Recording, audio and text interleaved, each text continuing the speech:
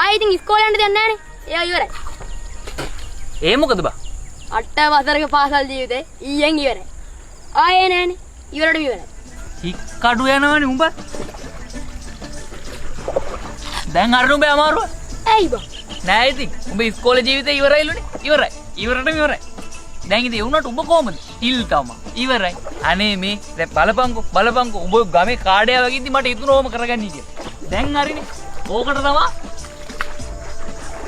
ඕකට තමයි උඹේ තොන්නේ පුකේ අමාරු තිබ්බනේ. අනේ යකෝ මහලුකට ඉගෙන ගත්ත එකෙක් නම් කමකුත් නැහැ.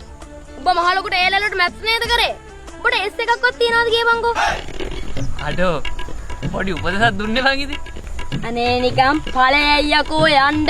උඹත් එක්ක මට කතා කරලා කායනාක් තියෙනවා. මයි යනවා යන්න.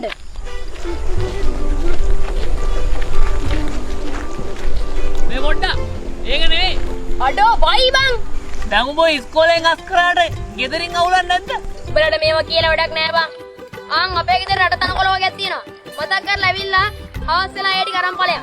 ඕකනේ බං උඹලා වැස්තිවික් කරපු පස්සේ තමයි තනකොළ ගැන කියන්නේ. නෑ වැඩ නෑ ඵල. වැස්සිට නෙවෙයි යකෝ. තනකොළ උඹට.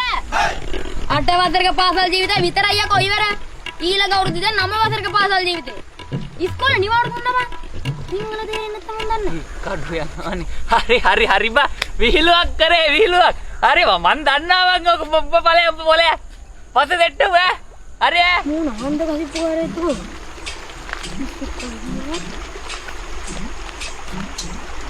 මේ ඕකෙන් කට හොදනකොට බලාගෙන